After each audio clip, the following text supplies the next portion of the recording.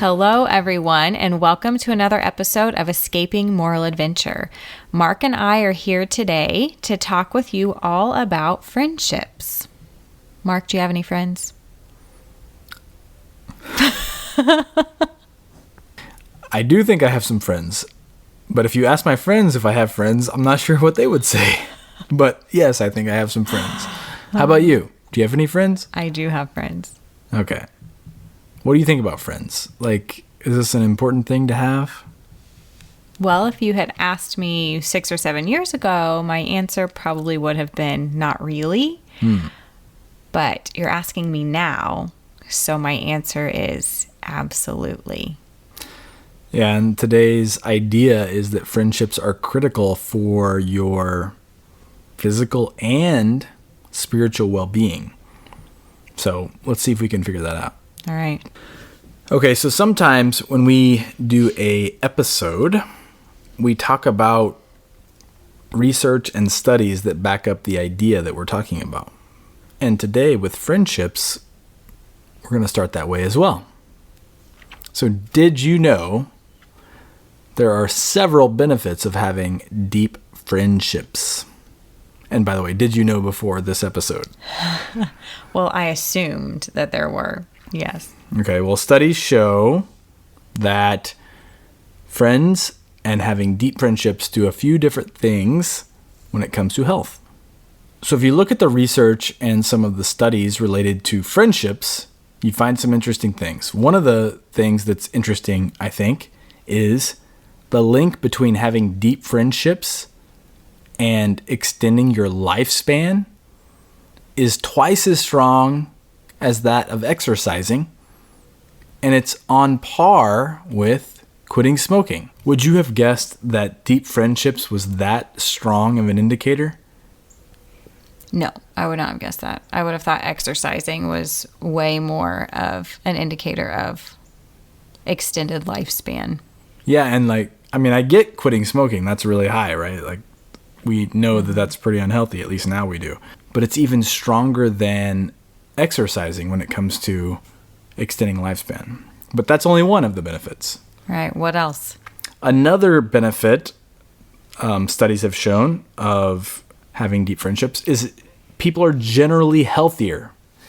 What do I mean by that? That comes to blood pressure, that comes to BMI, waist circumference, which is a key indicator of various negative health outcomes, and also levels of inflammation. So studies have shown that having deep friendships actually reduces some of these negative indicators of bad health outcomes. So we have extended lifespan, we have generally healthier. Another one is having deep friendships may make our minds sharper, which I thought was interesting. There were some studies surrounding onset of dementia based on people who had strong or weak friendships and relationships. And yeah, they found that people who had stronger friendships had less onset of dementia, which is that's an important one, I would say. Mm-hmm. Another one is research has shown that having deep friendships helps us through tough times. And so they did some research on those who had breast cancer, and people who had breast cancer and had deep friendships actually had better health outcomes than those who did not have deep friendships through those tough times. Yet another one is they looked at the link between having deep friendships and how individuals can make it through rejection. And they looked at young kids this time. And they looked at fourth graders, and fourth graders, actually, those who were maybe picked on or bullied, the ones that had strong friendships actually had much better outcomes in life than the ones that did not have stronger friendships. And so lots of links between having strong friendships and better outcomes from a mental and physical perspective. Now, the last one they found, which I think will maybe propel us toward the rest of this podcast, is strong friendships also increase the probability that your friends will influence you. And this can be positive or negative. Right.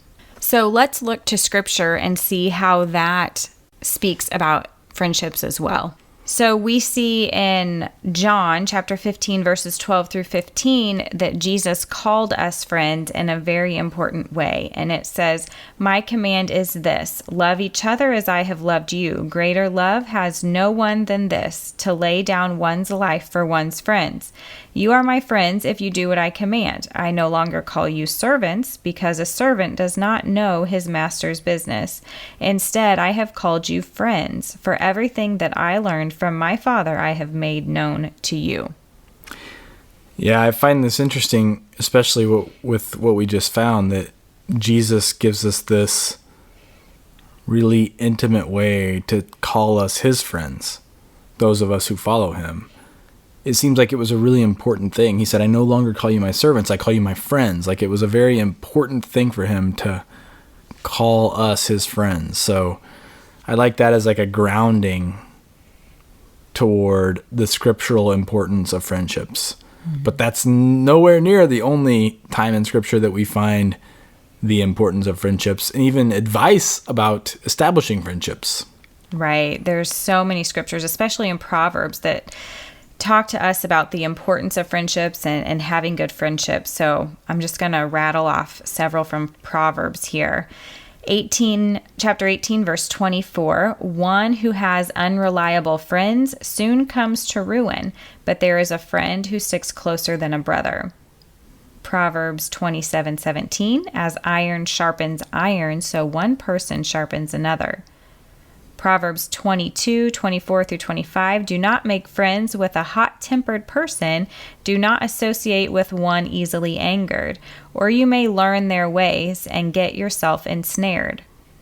I think that one is speaking directly to how friends influence you. I mean, all of them are, but this is how, they could influence you for worse, right? Yeah. Proverbs 13:20, "Walk with the wise and become wise, for a companion of fools suffers harm." And then we have one from 1 Corinthians 15:33, "Do not be misled. Bad company corrupts good character." That one also speaking to friends influencing you negatively. We've talked about this before, but I love it how we have these scriptures that are timeless. And then we have newer studies and research that back up what Scripture is saying.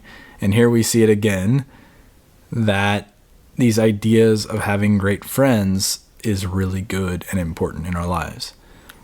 One thing that I noticed is these scriptures, and when I've read these scriptures in the past, I sort of read it from, how would you say it, like, I'm the person who is making sure my friends fit into these descriptions or don't fit into these descriptions. Yeah, exactly. And when I read it this time, for some reason I thought, wait a minute, am I the sort of other side? So if I read them again, "One who has unreliable friends." Am I an unreliable friend? Mm-hmm. And then it says, "Iron sharpens iron, so one person sharpens another." Am I sharpening my friends? "Do not make friends with a hot-tempered person." Am I hot-tempered? "Walk with the wise." Am I wise or am I not wise? Because it says a companion of fools, so am I a fool? Suffers harm. And I think that was a good way to think about, not only are we choosing friends properly, but are we living a life that makes it possible for people to choose us as a great friend? Yeah, that's a very good point. Okay, so we have this concept that having great friendships is really important. We see the research and studies back this up. Scripture also is very clear about this. Jesus himself has this scripture about the importance of us being his friends, and then the importance of choosing good friends. But how do we actually have good friends, and how do we become good friends? How do we create good friendships? So let's get to the practical side of this now. Okay, so we'll go through 5 characteristics of friendships. And this comes actually from a Bible study that Mark, you and I did, I don't know, many years ago, but it's applicable here. And It's based off of the story in the Bible in Ruth chapter 1 that is about Ruth and Naomi. And they're friends, but they're also mother-in-law and daughter-in-law. And so I won't read all of that today, but go and read Ruth chapter 1 and read about their friendship and sort of what these characteristics are based off of. So the first characteristic of great friendships is mutuality. And so that just means that it's reciprocal. So if you're if you're a believer and friends with someone else who is a believer, great friendship is different than discipleship. So discipleship would be where a more mature believer is teaching, training a newer believer. And so this great friendships here, it's different than that. It's also different than a mentoring relationship where, a mentor, someone who's wiser, or an expert in some area is mentoring someone who isn't an expert or wise in that area. So it's different than that as well. So again, friendships here, it's reciprocal. Both are giving and both are receiving, and the friends are relating to one another as peers. They're kind of going on this journey of life together. And now that doesn't mean that one can't be older or wiser, right? But the relationship is reciprocal. I like that. It's this idea that I kind of read it almost like you both have to put something into it, to help one another. Yeah. And sometimes I'm going to have to carry the burden, and sometimes you're going to have to carry the burden. So, yeah, that's what I kind of think about that. Okay. Good. Okay. So the second characteristic is honesty. So friends need to be able to share with one another what's actually going on. They need to be able to be real, right? No, facade, putting up no facade, no trying to make yourself look better than you are or anything like that. No sugarcoating, just straight up honesty. So no being fake. Right. Say exactly sort of where you are, what's going on in your life. Yeah, okay. So being out there, vulnerable maybe. Mm-hmm. Yeah, which that's uncomfortable. Yeah, incredibly, for sure. Okay, so that's 2. That's honesty. Okay. Mutuality and honesty. And then 3, we have acceptance. So going back to honesty, you're probably not going to be honest with someone if you fear that that person is going to reject you. So if there's going to be honesty in a friendship, then there also needs to be this acceptance piece. And so you could even call it acceptance a prerequisite for honesty if you wanted to. The dictionary defines acceptance as simply the action or process of being received as adequate or suitable. So accepting someone means that you're welcoming them into your life and you're loving them just as they are. That doesn't mean you necessarily agree with them or anything like that. It just means you're accepting them as they are. Now, the last one comes into focus here with this one, because honesty, you sort of need this acceptance. And when I was thinking about this one, I was like, why not? I mean, myself, I do things that I don't agree with, so why wouldn't I do that for my friends too? Mm-hmm. And we can have this tendency to sort of judge our friends or our acquaintances, whatever. But this is saying no, they're being honest and vulnerable with you. Acceptance means you're still going to love them. Right. You may not like what they just told you. Right. And you may not agree with it or with their choices or whatever the case may be. Yeah. Right. And so, again, like I said, I don't even agree with my own choices sometimes. So this makes sense to me. Okay. Got it. So mutuality, honesty, acceptance, those are the first 3. And then attentiveness. So this means you're focusing on the other person instead of on yourself. And I feel like active listening is a part of this. And active listening is just actually listening to what the person is saying, listening to how they're saying it, how they might be feeling, versus trying to formulate your own response while they're talking to you. And also, active listening means you're not becoming distracted by the thoughts that are going on in your head or by something else that's going on around. Like, you are tuned into, you're dialed into what that person is saying. And it also means focusing on that other person's needs or paying attention to, right? Picking up on what they might need, as I mentioned, like their mood as well, and maybe struggles they might be experiencing, instead of focusing on yourself. And you're also kind of watching that other person and just kind of paying attention to what the Lord might be doing in their life and through their circumstances. So I guess one more piece to this might be celebrating them when they succeed versus being jealous. I feel like that's also being attentive, right? Where you're focusing on them instead of yourself and being, genuinely excited and happy for them versus, man, I wish I did that.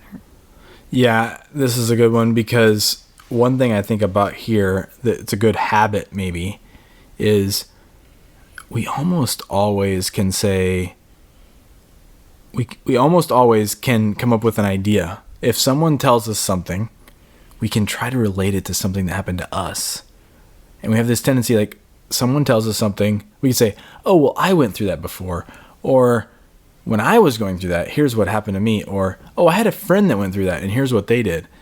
How about we just listen? Mm-hmm. And we encourage and we maybe ask a follow-up question, like being attentive really to other people. Another way I think I've found to be attentive, which is unnatural for me, is being attentive when the other person's not around. And so this happens in like prayer. It's like just kind of going through like my mind, like who are my friends, and spending some time going, oh, I remember they said this, and so I'm going to pray for them. Or I remember they said this, I'm going to send them a text, or I'm going to give them a call because I know on this day they were going to go through something. So that's another way to be attentive to. Yeah, I think that's a really good point. So, okay, we've got mutuality, honesty, acceptance, attentiveness. We said 5. So what's number 5? This last characteristic is spirituality. And this characteristic is what differentiates friendships centered on Christ from other friendships. So spiritual friends love Jesus and spur one another on toward him. Christ ends up becoming part of the conversation, if not the entire conversation. And just the conversation is just constantly pointed back to him. Jesus becomes part of the relationship. In fact, I would say he even becomes the center or the foundation of that friendship. And it's just grounded in him. I'm reminded on this one that we've done some marriage studies before. And one of the things we said from the marriage study, which is one of our favorite principles, was from Francis Chan and his work on marriage. And he said, it's not about the relationships, it's about Christ. Mm-hmm. And focusing on Christ makes the relationship stronger. So I like this one as like a foundation that are we actually pointing toward Christ, and are we orienting our friendship to be on mission for Christ? And then that makes our friendship stronger. Mm-hmm. And I think of that here for this one on number 5, this characteristic of strong friendships. So, okay. Well, and some of the most exciting times in my friendships have been when we've been on mission for Christ, whether individually or together, and we're just sharing these stories and encouraging one another, and also, helping each other figure out maybe a better way to do this next time, or a better, things like that. But man, it's just, I have a huge smile on my face just even talking about it. Right. And that also parallels, I think, what we talked about earlier, which is we found out that research and studies have shown us that having great friendships is good for our health outcomes, our mental outcomes, whatever. Also, that Scripture backs that up. And so it's no surprise to me, like what you just said, that having these spiritually strong friendships is the most fulfilling way to have great friendships. And then we talked through these 5, which include spirituality, characteristics of a great friendship, with maybe some practical ways to think about each one of those 5. So how has your friendships evolved over the last? You said earlier that you wouldn't have said that friendships were that important. Why is that? How has that happened for you? Like, has it evolved for you? Well, actually, this this small group study that we're referencing here today is kind of what spurred me on towards finding friends, I guess, spiritual friends. And so the last 6 years or so has just been a journey of building those that I thought I never needed, which is crazy to think about now. Like, to think about not having those friendships now is like, oh my gosh, what would I do? And this is coming from me, who before was like, I have Mark, I'm good, which, honey, not to, like knock you off your pedestal or anything. But spouses are very important and should be the number one relationship on this earth. Friendships are also important. Yeah, I can remember watching you go through this journey of establishing friendships and how it's changed your life incredibly for the better. And I think a little bit of an encouragement for anybody out there who's struggling maybe to either have friendships or find friends or go through that journey. One thing to keep in mind is establishing great friendships doesn't mean it's easy. It's not always going to be easy. There's as you heard from these characteristics, doing these things mean you have to step into the mess with your friends. Yes. They're going through mess, you're going through mess, and you're asking each other to step into that mess. And if you're not, then you stay at this surface level of friendships. But if you really want to establish these great friendships, if you really want to have mutuality and honesty and acceptance and attentiveness and spirituality, of course, you better be ready. You got to step into it. You got to get into that mess, go through those ups and downs with each other. Yeah, so it's going to take intentionality and time, not just time in the sense of years to build a deeper friendship, but time in the sense of your day to day or your week to week, and investing in those people who you want to build friendships with. Okay, so these are ways to establish great friendships, these 5 characteristics. But how do you know if you have a great friend now? And Fallon, I think you had an idea to share here that's really important. It's a simple way to understand if you have great friendships now. Do you want to share that with us? Yeah, our pastor always says that great friends will love God, love you, and celebrate when you succeed. And those 3 actually go right along with the last 3 characteristics that we shared. So if you're looking for friends, pray about it. I'm going to encourage you to pray about it.